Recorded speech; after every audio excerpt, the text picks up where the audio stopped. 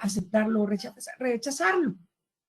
Entonces, algo que está peligroso es suponer para todos y en todo lugar que emocionalmente los alumnos vienen mal en la época post-pandemia. Algo que se puede volver un mito es que tiene grandes brechas académicas, que el alumno viene con grandes brechas académicas. O se puede volver una realidad o una mentira. Y hoy, el día de hoy, yo lo quiero poner aquí en la mesa y como adultos y profesionales que somos, analizar cada uno de ellos. Ya con estas dos tendríamos para cargar en nuestras espaldas suficiente y decir, caramba, yo voy a verme con mis comadres en la tarde y con mis familiares y con mis compañeros de trabajo, y entonces, si esto se vuelve un mito y una realidad, yo me voy a ver a mí misma diciéndoles, es que mis alumnos vienen emocionalmente muy mal, y es que mis alumnos traen grandes brechas académicas. Y entonces, como pensamos, actuamos, y vamos a ver si estas cosas sí son ciertas para actuar en consecuencia. Un mito es que se desprendió, que el alumno desaprendió en conocimientos, en procesos y en hábitos. Eso está en el ambiente y eso se respira. Válgame Dios, nuestro alumno cuando vuelva es un alumno desaprendido. Trae menos conocimientos, quizás trae menos procesos y menos hábitos. O trae más, no lo sé, pero lo que se oye en el ambiente es esto. Otro mito o otra realidad, no lo sabemos, es que es un alumno digital. Nuestros alumnos son ahora alumnos digitales porque estuvieron 1 año y medio desde su casa aprendiendo de manera virtual. Otra de las cosas que tenemos que poner como en la cartera de las cosas que vamos a rechazar o aceptar es que los padres apoyarán. Es que yo estoy suponiendo que en agosto, cuando vuelva, ese padre, esa madre de familia que me apoyó todo el año en la enseñanza, no en la educación, en la enseñanza de conocimientos y de aprendizajes del hijo, va a seguir apoyando. Otra de las cosas que se puede volver un mito y que hay que tenerlo cuestionable es que los maestros continuarán donde se quedaron antes de la pandemia. Es decir, maestro, ya vente, ya se acabó esto, ya vas a estar en el aula y tú vas a ser la misma persona que eras hace 1 año y medio. Y yo te voy a dar las indicaciones o yo te voy a dar las guías o tú vas a entrar a la sala de maestros y vamos a hacer los mismos procedimientos que hacíamos hace 1 año donde nos quedamos. Que los alumnos ganaron en autonomía para aprender. Es aquí donde yo los invito a decir, ¿verdaderamente ganaron en autonomía para aprender? ¿O estoy suponiendo que ganaron en autonomía para aprender? Si lo ponemos como lo estamos poniendo el día de hoy, en un cuestionamiento, podemos saber si es real o es mentira y actuar en consecuencia. Otra cosa que se puede convertir en una fantasía, en un mito, en una invención o en una realidad, si lo probamos, es que el énfasis debe estar en la tolerancia, la empatía y la resiliencia. Lo hemos venido oyendo todo el tiempo. El último mes, todo el tema. No estoy hablando de sus colegios en particular, estoy hablando del organismo rector en México, que es la SEP, que dice, tú enfócate en estos 3 temas, en que los alumnos desarrollen tolerancia, empatía y resiliencia. Y yo entonces como profesional, como conocedora de mi entorno, de mis alumnos y de mi comunidad educativa, tengo que cuestionarme, ¿es realmente importante que yo solamente me enfoque a esto? ¿O cómo están mis alumnos para que yo dedique suficiente tiempo a esto o mejor a las demás cosas? Que debe de haber una resignificación de los vínculos sociales. Me gusta mucho. Una propuesta es, revisa tus vínculos sociales. ¿Qué nos dice el maestro Adela? Apareció por allí un... Es una suposición que los alumnos ganaron en autonomía, pues no es sencillo desarrollar la capacidad de autogestión y autoaprendizaje. Gracias por el comentario. Eso es precisamente lo que yo quiero. No que los descartemos, sino que sustentemos y digamos lo que nosotros verdaderamente vemos, antes de que se vuelva una cosa generalizada para todos. Que aprendieron sobre cohesión. El tema de cohesión está presente en todos lados.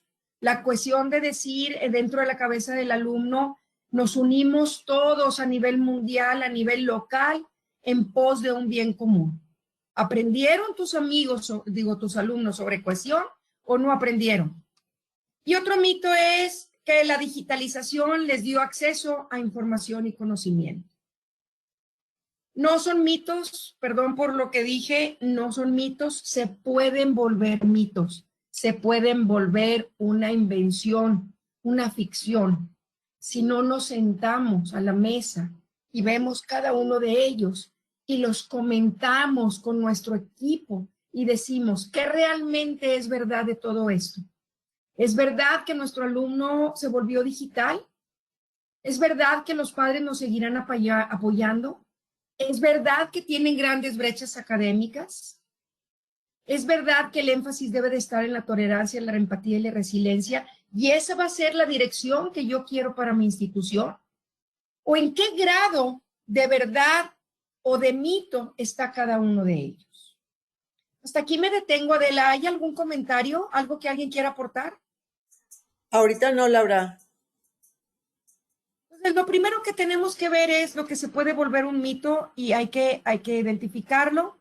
Esta, si le quieren sacar un screenshot o algo, sería bien interesante, porque cada una de ellas es un tema para una reflexión absoluta, para cuestionármelo. Lo que se supone es que el regreso a clases permitirá reencontrarnos con nuestra comunidad. Esto es lo que se supone a nivel educativo. Y es lo que se supone que cuando yo llegue a este consejo técnico vamos a tener como las cosas que no se dicen, pero ahí están, y decir, cuando lleguemos nos reencontraremos con nuestra comunidad. Nuestra comunidad es con ese padre, con ese coordinador, con ese docente, con ese alumno, que aunque veíamos a nivel virtual no lo teníamos. Después, tenemos que se supone que se puede iniciar un proceso de resiliencia. Entendida la resiliencia como la capacidad del ser humano para ante la adversidad poder pararse y seguir adelante. Y entonces suponemos, cuando hablamos de resiliencia, que el alumno vivió en adversidad todo este tiempo. Y es muy posible que muchos sí, pero es muy posible que muchos no. Y para muestra, basta un botón. Por ejemplo, aquí en Nuevo León, cuando hicieron una encuesta hace un mes de si los padres y los alumnos querían volver a clases, muchos de ellos dijeron no. Porque estamos suponiendo que están viviendo en adversidad. Lo que se supone es que se pueden mitigar los efectos socioemocionales. Se supone que decimos, hubo efectos socioemocionales, perdimos nuestros vínculos, perdimos nuestra relación con los demás y vamos a mitigarlos y vamos a quitarlos. Y es que no sabemos si los chicos vivieron estos efectos socioemocionales diferentes a nosotros. Tendríamos que investigarlo. Lo que se supone es que la regularización de los aprendizajes es importante. Es un supuesto. Y si yo supongo que esto es verdad, entonces necesito trabajar intencionadamente en eso. Si yo supongo que iniciar un proceso de resiliencia es verdad y es importante, entonces tengo que tener un proyecto para hacer eso. Se supone que el énfasis principal debe de estar en lo emocional. Hoy por hoy, la línea de nuestro organismo rector, que es la SEP, dice la importancia máxima está en lo emocional. Yo tengo que ahondar en mi comunidad educativa, en mi micromundo y decir, allí es donde quiero poner el énfasis, o se está convirtiendo en un mito en mi comunidad y en mi comunidad esto no procede. Yo no estoy diciendo que sí o que no, solamente estoy poniendo las cosas en la mesa para invitarnos a cuestionar todos. Se supone que la pedagogía en el aula se retomará donde la dejamos.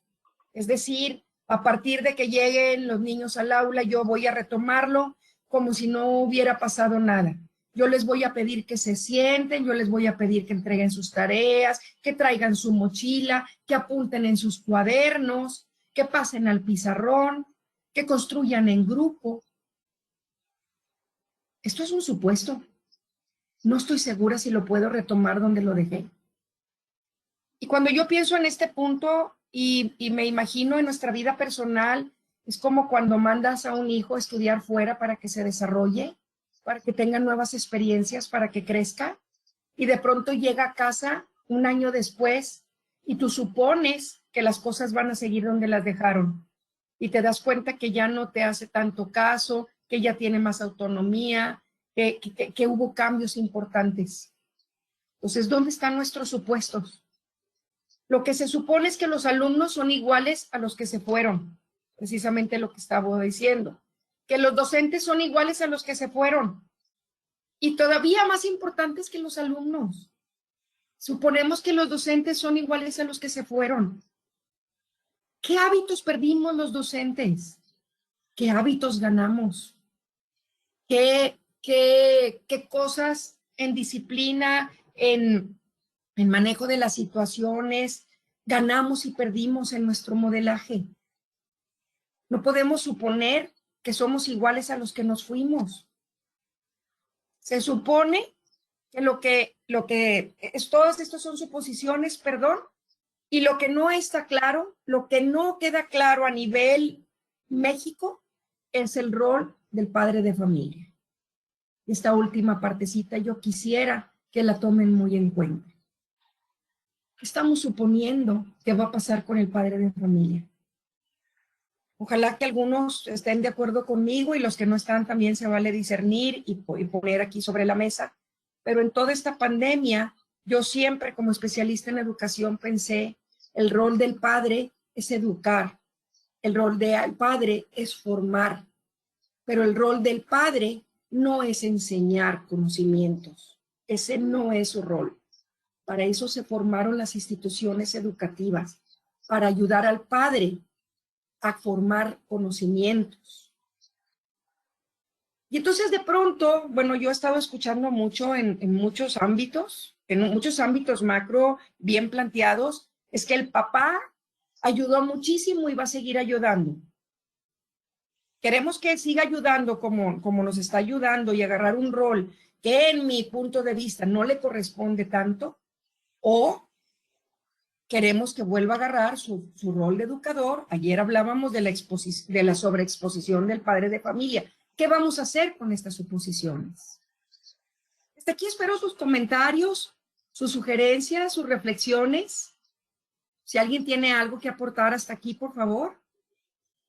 ¿Ade, hay algo? Sí, Laura, comentan, tendríamos que evaluar o tener un diagnóstico para saber realmente cómo están los alumnos y empezar desde ahí. También la línea que está manejando la SEP y a la que le apuesta en la parte emocional es la empatía. ¿Cómo saber cómo están volviendo en la parte emocional nuestros alumnos? Que allí es cuestión de cuestionarnos. A mí que mi trabajo es cuestionarme todo lo que escucho y que solamente hablamos, y en la SEP se habla tolerancia, resiliencia, empatía. Vamos a dar cursos de empatía. Empatía quiere decir ponerte en el zapato de los otros. Y yo la verdad no entiendo por qué el énfasis nada más en empatía. Y yo la verdad como experta en educación me duele mucho ese proceso, porque cuando ponemos un énfasis en una sola cosa, podemos dejar el aspecto holístico integral del ser humano, porque el énfasis debería de estar, como lo he oído en otras ocasiones, en el bienestar, en que esté bien. Y para que ese chico esté bien, necesita tener una visión holística, su mente, su cuerpo, su espíritu, las tres cosas al mismo tiempo. Y si perdemos todo este año en enfocarnos solamente en la empatía, vamos a haber perdido más todavía de lo que ya hemos perdido. Ese es mi humilde punto de vista, y por eso este tema, la idea es invitarlos a reflexionar y a decir cuáles son los mitos que se pueden crear, cuáles son los énfasis en los que se le quiere dar, las cosas que se suponen. ¿Algo más, Ade? No, Laura, hasta aquí es lo que traemos. Gracias por sus aportaciones que son muy, muy valiosas. ¿Sí me Bueno, permite? sí, adelante. Gracias.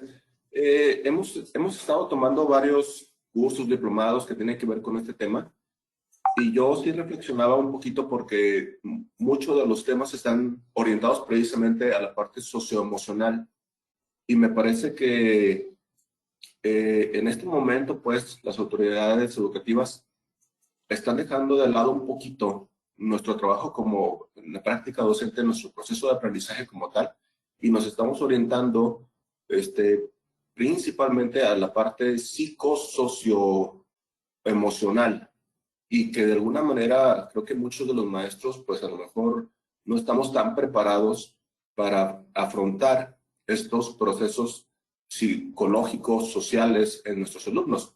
Si bien podemos platicar con ellos, creo que las autoridades locales deberían de prever que haya personas especialistas para estos temas ahora en el retorno a las aulas.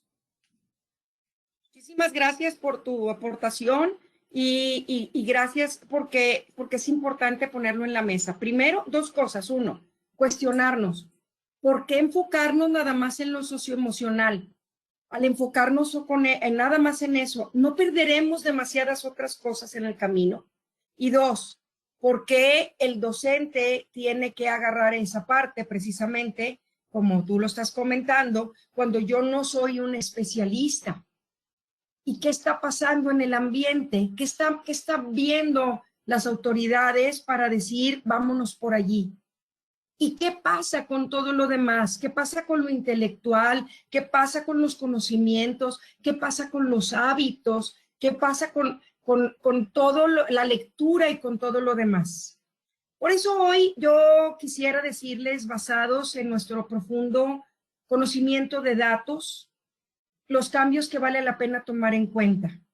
Después de analizar muchas instituciones que han evaluado en estos últimos años en la pandemia, podemos decirles, sin temor a equivocarnos, y que de aquí que cada quien vaya tomando en lo local lo que le considere conveniente.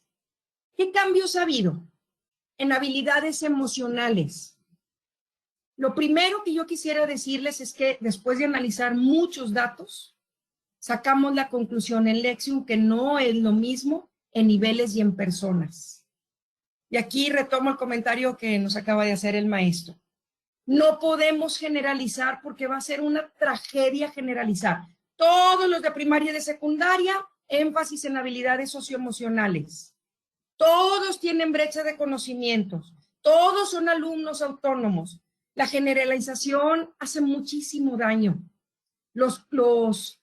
Hay que quitarnos en este año los conceptos universales. Todo, nada, nunca y siempre.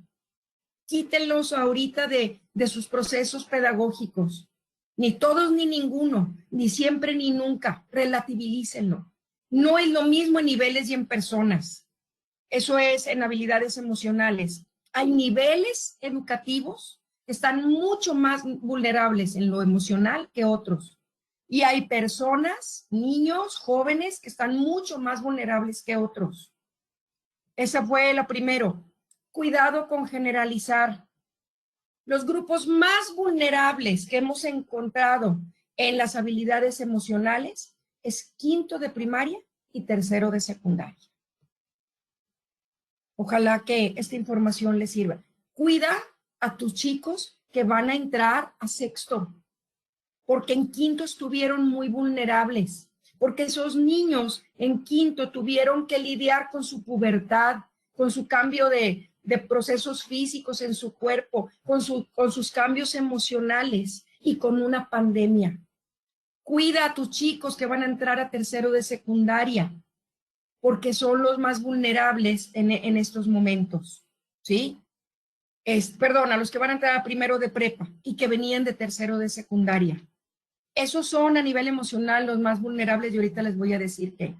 Los que salieron fortalecidos, que se sacaron todos los premios por sus procesos emocionales que se fueron desarrollando, fue segundo de primaria y cuarto de primaria. Y simple y sencillamente por una razón, porque cuando yo estoy en cuarto de primaria, ya mis procesos formativos ya pasaron en primaria baja, ya consolidé hábitos, ya estoy más encaminado a seguir instrucciones, a ser disciplinado, a continuar con mi proceso de autoaprendizaje. Y en segundo de primaria ya soy un niño más autónomo, que puedo concentrarme más en aprender y en ser un mejor, pues, estudiante. Entonces, a nivel emocional, lo que vimos, los vulnerables son quinto y tercero de secundaria, es decir, los que van a llegar ahorita a sexto y a primero de prepa.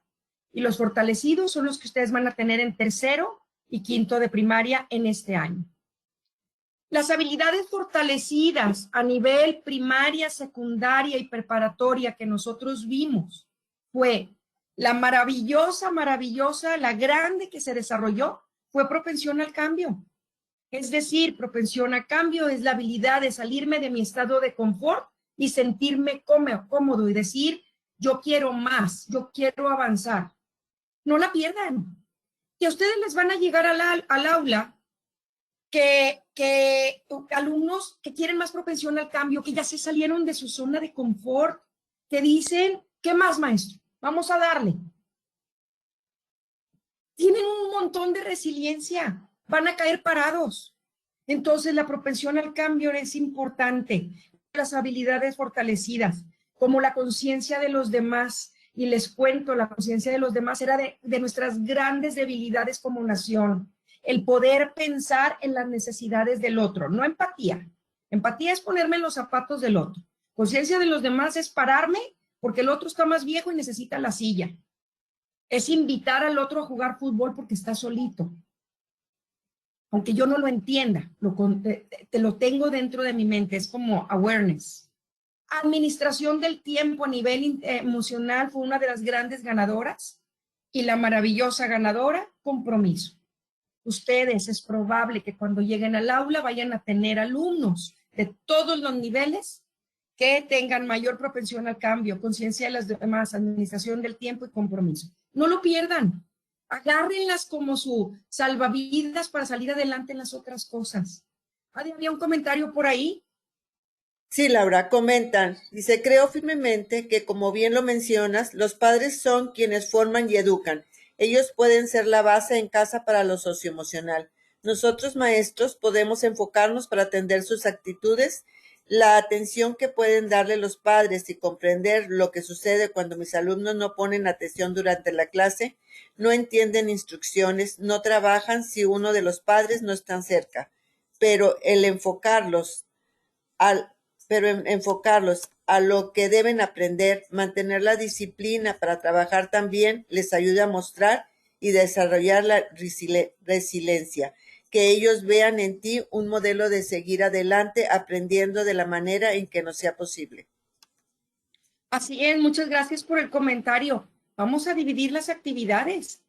Nosotros nos enfocamos en nuestro quehacer, que es enseñar, y yo en muy personal punto de vista, el padre que se enfoque en formar.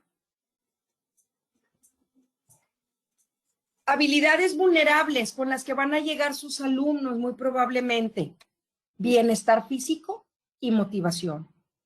Yo en lo personal sostengo que no es la empatía lo que está llegando bajo, es la motivación, ese motor interno que me impulsa a avanzar, porque me acostumbré este año a tener demasiado de lo que le llamamos en pedagogía andamiaje, es decir, gente que esté atrás de mí, viéndome, llevándome, cargándome, aplaudiéndome, supervisándome. Y entonces la motivación va a ser nuestro talón de Aquiles junto con el bienestar físico. Bienestar físico le llamamos a que duerma bien, a que coma bien, a que haga suficiente ejercicio, a que me ejercite sobre todo. ¿Y qué no cambió? ¿Qué no cambió la pandemia? Los estilos de comunicación interpersonal. Ni los chicos se hicieron más agresivos para hablar, ni más tímidos para hablar. Entonces, este mapa de las habilidades emocionales, les puede servir mucho para cuestionarse estas cosas que se pueden convertir mitos y para cuestionarse las suposiciones. Y sobre todo les pueden servir de guía para decir, dentro de mi proyecto, así como el maestro nos dijo, la empatía no es fácil, nosotros no somos expertos en eso y el énfasis está en la empatía, pero sí podemos ser expertos en respetar la propensión al cambio, en seguir fortaleciendo la conciencia de los demás, en apoyarlos en el bienestar físico y en su motivación, porque esas son cosas más fáciles que se miden con actitudes y conductas. ¿Qué ganamos y qué perdimos en habilidades intelectuales? Otra vez, no es lo mismo a niveles y en personas. Unos ganaron, otros perdieron. Unos niveles ganaron y otros perdieron. Cuidar, no generalizar. Los grupos vulnerables en habilidades intelectuales, los que no crecieron tanto en sus procesos cognitivos, fue tercero de primaria, sexto de primaria y segundo de secundaria. Y ahorita les voy a decir cuáles son esas habilidades que se convirtieron en más vulnerables. Entonces, cuiden a sus alumnos de quinto y de tercero de secundaria, que son los años siguientes, en la parte emocional. Y cuiden en la parte intelectual a sus alumnos que van a entrar a cuarto, a primero de secundaria y a tercero de secundaria, porque sus habilidades intelectuales perdieron en algunas cosas. Sí, ¿hay algún comentario? Sí, ¿qué estrategias sugieres para hacer esta separación entre padres de familia y docentes en los sistemas híbridos que van a implementar en agosto? Muchas gracias por la pregunta. Yo sugiero primero que a nivel colegiado dentro de la institución se establezcan políticas de qué se quiere y qué no se quiere. Es decir, ¿cuánto vamos a invitar al padre de familia que nos ayude en la enseñanza y cuánto lo vamos a invitar a que nos ayude en la formación? Y luego, la verdad, sugiero, si ustedes tienen las estrategias del Lexium en ideas estratégicas y en la ruta de desarrollo, yo sugiero que en ideas estratégicas agarren las que hay de las cosas que están vulnerables, por ejemplo, el bienestar físico, por ejemplo, la motivación. Inviten al padre de familia y al alumno a través de retos de aprendizaje a que trabajen en estrategias para desarrollarlas o para enriquecerlas. Y como nos comentaron, otra de las grandes sugerencias es no introducirnos al tema de la terapia porque sería muy peligroso.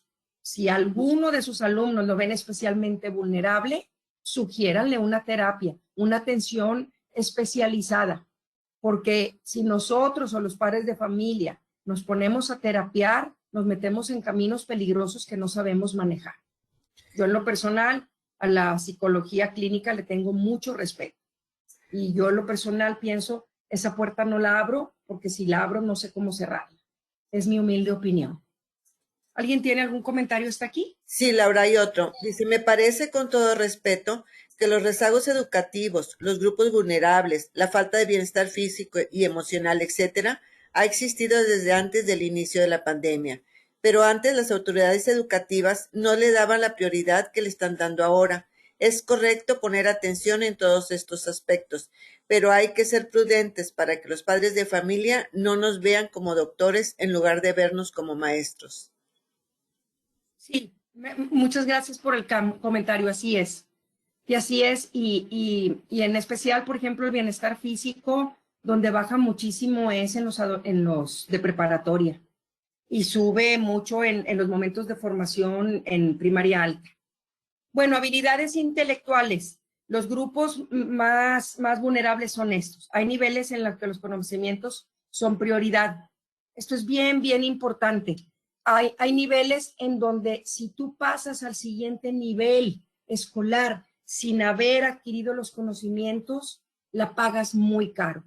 Y todos como maestros lo sabemos. No es lo mismo carecer de los conocimientos en primero de primaria, donde tengo que aprender a leer, a escribir, a sumar, a trabajar no con las tablas, pero con las matemáticas, o en tercero de primaria, o en sexto, o en tercero de secundaria, que en otros años escolares, como a lo mejor segundo o quinto, en donde es un repaso de todo lo que ya aprendí. Entonces, Si mis alumnos de cuarto o de tercero de primaria no adquirieron los conocimientos, tengo que hacer un alto. Y no, si no acudieron las habilidades intelectuales también, porque lo van a pagar muy caro después y van a tener brechas en el conocimiento que les van a cobrar factura hasta en secundaria. Y si en quinto no adquirieron tantos conocimientos, pues nada más doy un repaso, porque no era tan importante, porque no eran conocimientos base. Esa parte es bien importante tomarla en cuenta. Hay niveles en que las habilidades son prioridad, en unos son conocimientos y en otras son habilidades. Las habilidades fortalecidas a nivel intelectual, las que creemos nosotros que se fortalecieron desde casa, fue la orientación que me permite trabajar con puntualidad, con ubicación espacio-temporal, la planeación para decir tengo que hacer esto ahorita y tengo que ver mi agenda y verlo y ver qué sigue más adelante. El razonamiento lógico fue una de las grandes habilidades fortalecidas. El seguimiento de instrucciones, que era como nuestro talón de Aquiles, se fortaleció muchísimo. Y la aplicación de hechos, que la puse ahí 2 veces, que es la habilidad para entender las cosas como un modelo y actuar en consecuencia. Las habilidades más vulnerables que traemos ahí arrastrando, que es bien importante que ustedes tomen nota de esto, es vocabulario. El vocabulario receptivo se bajó. Yo no tengo la respuesta de por qué tanto, pero ahora los chicos tienen menos vocabulario y el vocabulario de matemáticas está muy bajo ahora. Es importante en matemáticas iniciar el año con un glosario, con revisión de conceptos escritos. A ver, defínemelo y indícamelo, ¿te lo sabes o no te lo sabes? Bajó la discriminación y el juicio de conceptos. Y en general es increíble, pero bajó la toma de decisiones. Subió el razonamiento, pero bajó la toma de decisiones. Y yo creo que bajó la toma de decisiones porque hubo demasiado andamiaje. Demasiada gente nos acompañó en el proceso. Al menos a la mayoría de los colegios privados. Ahí estaba el papá, ahí estaba la mamá, ahí estaba el hermano, ahí estaban todos, o sea, lejos creo yo que se ganó en autonomía en el análisis, pero se perdió autonomía en la ejecución, en la toma de decisiones. Ale, ¿tenemos algún comentario hasta ahí? No, Laura, hasta aquí no. Preferencias de aprendizaje es de lo más interesante, era algo que a mí a través de los años siempre me había molestado, me ha mortificado mucho. Me había mortificado que los chicos eran muy kinestésicos. Todos los millennials, todas las generaciones después de los millennials eran kinestésicos. A mí ponme a hacer cosas. A mí no me pongas a escribir, a mí no me pongas a quedarme nada más quieto, sentado, y eran muy kinestésicos. Bueno, ahora son menos kinestésicos y son, o sea, tienen capacidad para quedarse más tiempo haciendo cosas. ¿Por qué? Porque también se cambió de más trabajo en equipo a más trabajo individual. Esta área era bien peligrosa. Los muchachos, los jóvenes, los niños ya no querían trabajar en formato individual, que creo que también es muy importante estar contigo mismo. Y ahora se bajó el trabajo en equipo y su preferencia de aprendizaje tiende más a lo individual, tiende menos a lo kinestético, tiende más a lo escrito y menos a lo oral. Por obvias razones que no voy a explicar, pero aquí te va a llegar, chicos, al aula que pueden estar más tiempo sentados, que quieren trabajar más con ellos mismos y que quieren escribir más. Y creo que esta información era importante compartir. ¿Alguien tiene algún comentario hasta aquí? Sí, Laura. Dice, buenos días, es necesario hacer énfasis en ese momento en lo socioemocional desde la postura que somos por naturaleza independientes y sociales. Y hablando de conocimientos, yo mencionaría solo las habilidades básicas, leer, escribir como herramientas de comunicación y cálculo mental y operaciones básicas, sumando un lenguaje oral amplio. Sí, muchas gracias. El énfasis puede estar en lo socioemocional, pero yo tengo unas recomendaciones que quisiera aportar a tu aportación un poquito más adelante. Me va a servir mucho como palanca para lo que yo quisiera comentar. Habilidades lectoras. Lo que pasó es que nos convertimos de más velocidad a menos velocidad. Hemos visto que los chicos leen más despacio. pero comprenden más. Antes leían más rápido y comprendían poco, y ahora comprenden mucho y leen más despacio. Y de más recepción de la información de que ya la recibí, allá la estoy analizando. Esos fueron los cambios importantes en lectura. Entonces, vamos a apoyarnos en esta comprensión y en este análisis que ya tienen. Y por supuesto el análisis tiene que ver con que crecí también en razonamiento lógico. Lo que se debe considerar, es importante esto porque es lo que nosotros hemos visto acompañándolos a todas las instituciones a través de este año y medio. Se debe considerar los cambios en las preferencias de comunicación. Los cambios en las preferencias de comunicación, antes hablaba, ahora escribo. Las tendencias de apoyarse más en lo digital y menos en lo impreso. No puedo llegar al aula y decirle, pues ahora escribe todo lo que quieras en el papel, porque ya me acostumbraste en lo digital. El tipo de andamiaje que se les brinda. Andamiaje lo estamos entendiendo como aquel apoyo extra que necesitamos que el alumno tenga para construir conocimientos. Andamiaje era unas flashcards, era un trabajo en Excel, era una explicación del maestro, era sentarme con él a hacer la tarea. ¿Qué tipo de andamiaje le voy a dar y cuáles van a ser los apoyos que le voy a dar para acompañarlo? Se debe de considerar la mayor tolerancia al escuchar. Esta es fantástica. Fue de las cosas buenas que nos trajimos de la pandemia. Antes todos hablábamos, nos interrumpíamos, no nos escuchábamos. Hoy con los procesos virtuales, con el Zoom, con el GoToMeeting, con el que sea, yo tengo que callar para que el otro hable. Tengo que hacer lo que hicieron dos compañeras ahorita, que van a hablar los dos al mismo tiempo y uno le dice al otro, adelante. No lo hacían nuestros alumnos antes, no hay que perderlo. Ahora tenemos un comentario. Ahora dice, yo he tenido la experiencia de que el alumno lee menos, permíteme, es que se me movió, lee menos debido a la disponibilidad a la tecnología. Sí, y gracias por el comentario, que es motivo de otro webinar.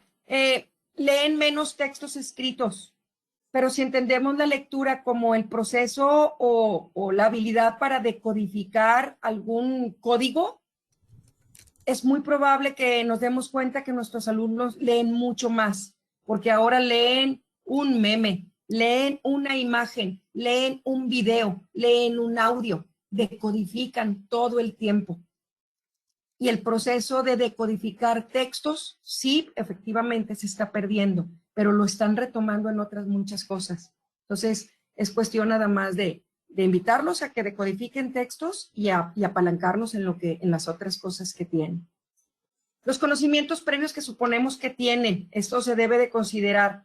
Ojalá que retomen en este concepto a Ausubel y decir, ¿cuáles conocimientos previos tiene mi alumno antes de empezar cualquier cosa? Las nuevas formas de socializar. ¿Hay nuevas formas de socializar? Considérenlas, por favor, que son bien importantes. Los procesos para construir el conocimiento en grupo. Vygotsky, acuérdense de nuestro amigo Vygotsky, que es genial. Vygotsky hablaba de la construcción de conocimiento en grupo. ¿Cómo construimos conocimiento en grupo en la pandemia? ¿Se construyó? ¿Y cómo lo vamos a retomar? ¿Cómo vamos a retomarlo a través de las técnicas didácticas? Y allí retomo lo que nos había compartido alguien de decir, pues si yo quiero enfocarme en lo emocional, ¿por qué no me enfoco en lo emocional trabajando también los conocimientos y las habilidades intelectuales al mismo tiempo? A partir del conocimiento en grupo, a partir de poner una investigación, un proyecto, una experimentación, un análisis de problemas, un debate, y allí generamos empatía, y allí generamos resiliencia, y allí generamos tolerancia, más conocimientos, más habilidades. Acordémonos de Vygotsky también, la zona de desarrollo próximo que manejábamos, hasta dónde vamos a meter conocimientos y llenamos esa zona de desarrollo próximo y nos vamos a la siguiente. Consideremos la cantidad de variedad de actividades para procesar y asimilar la información. ¿Cuántas tareas le voy a dar ahora? ¿Cuántas actividades que dejé de darle? La transferencia del conocimiento, lo que estás aprendiendo ahorita, ¿dónde lo vas a utilizar? Porque antes estabas guardado en tu casa. Ahora vas a ir a la piñata y vas a ir a la fiesta y vas a ir a ver a los abuelos, ¿cómo vas a transferir esa empatía y ese conocimiento? El equilibrio entre la relación material de instrucción, aprendiz y docente. Era un balance perfecto. El aprendiz, el docente y el material de instrucción, y se movían. Yo creo que está desbalanceado ahorita. Y el material de instrucción se empoderó demasiado. ¿Cómo volvemos al equilibrio? El rol del padre de familia hay que considerarlo. ¿Queremos que eduque, que forme o que enseñe? Y esa preguntita hay que preguntárnoslas y hay que contestar. Y hay que hacérselo saber a él. Y el apoyo del grupo de pares contra modelaje del docente. Si algo enseñan los alumnos y algo les gusta, es su grupo de pares. Es decir, al alumno le gusta mucho más aprender del chico de al lado que tiene su misma edad que el que tiene jerarquía conmigo. Esa parte la perdimos con la pandemia. ¿Cómo la vamos a recuperar? Verdaderamente me disculpo porque cada uno de estos temas es motivo de ahondar muchísimo. Pero yo quería aprovechar que ustedes están todos juntos y que digan con cuáles nos quedamos. Que de todo esto ahondo. Y con uno tienen. Oye, vamos a hablar sobre el tipo de andamiaje que les brindamos, o el rol del padre de familia, o cómo equilibramos el material de instrucción, el aprendiz o el docente, en base a lo que ganamos en emocional, en intelectual, etcétera. Las teorías pedagógicas en las que se sustentaba la enseñanza. Y estas son, pues esta es como la tarea que quisiera yo poner en la mesa y a su consideración, de decir cómo consideramos estas cosas, cómo las ponemos en la mesa, cómo las analizamos para poder emprender el camino hacia el siguiente ciclo escolar. Yo con esto termino y creo que tenemos como 4 minutos para algunas aportaciones. Se corrió el tiempo muy rápido, pero había muchas cosas que decirles. Si alguien nos quiere, por favor, comentar algo. Sí, Laura dice, Interacción Social de Lexion nos está brindando información muy valiosa para conocer la realidad de la relación entre nuestros alumnos y que aún en la distancia tienen muy claro cómo dio la relación con los demás. Así es, se van a sorprender. Utilicen esas herramientas de Lexium, les van a servir muchísimo. ¿Alguien más tiene algún comentario? Yo creo que tienen muchos, pero por tiempo o por prudencia no lo están haciendo, pero con que los tengan ustedes ahí por escrito y lo compartan con su comunidad educativa, con eso yo me siento muy satisfecha. ¿Ade, algo más? Hasta ahorita es todo, Laura. Pues miren, esta parte de los mitos, por allí está la presentación. Imagino que si no la requieren es porque ustedes tomaron notas o screenshot o algo de lo que les pareció prudente ahondar después. Y nosotros, Laura Elizondo, yo, y a nombre de mi equipo, Adela García, Tere Juan, Alma Delia Garza, Silvia González, Nidia Rodríguez y Jessica Gaitán, les damos muchas gracias por todo lo que nos permitieron acompañarlo, por sus aprendizajes, por nuestros aprendizajes con ustedes y porque la labor que hacen ustedes a nivel de educación es increíble y la necesitamos en todo México para ser mejores personas. Que Dios los bendiga, que les vaya muy bien en sus vacaciones y que empecemos con el pie derecho el siguiente año escolar. Gracias, y si quieren apuntar por aquí antes de que se vayan con lo que se quedan, aunque sea una sola palabrita, sorprendidos, motivados, mortificados, adoloridos, tristes, lo que sea, Adela lo va leyendo mientras nos vamos despidiendo. Y sí, nuevamente muchas gracias. Comentan interesante enfoque. Dice mucha tarea y toda sumamente importante. Esta última lámina debería ser puesta en práctica.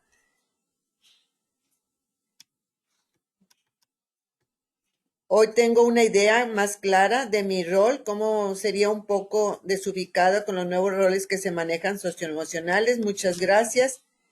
Me quedo con la pregunta, ¿somos iguales a los que regresamos a las aulas? Muy productiva. Muchas gracias. Ser estratégico, a reflexionar sobre lo que tenemos que hacer. Mucho trabajo por realizar. Gracias. Y bueno, pues las gracias. Pues que les vaya muy bien. Ya los dejo con con sus siguientes tareas del día y nos vemos en la próxima. Que estén muy bien. Hasta luego. Gracias a todos. Buen día. Laura, Gracias. Sí, Laura, ¿me adelante. escucha? Muchísimas gracias y muy amables. Hasta pronto. Gracias a ustedes. Que tengan bonito día. Laura, ¿me escucha? Te escucho muy bien. Ah, gracias. Bueno, yo felicitarla por esta excelente conversación, esta excelente disertación. Me llevo muchísimas reflexiones. Me encantó que con un discurso tan breve, tan concreto, tan preciso, me haya llevado a muchos puntos de reflexión. Soy docente, pero también soy ATP en otro nivel de telesecundaria y me gustaría, no sé si se pudiera, que esta webinar se pudiera replicar con mis compañeros. Sí, por supuesto que se puede. Nosotros lo estamos grabando y te lo hacemos llegar con mucho gusto. Le agradezco mucho Gracias a y ti. felicidades. No, gracias.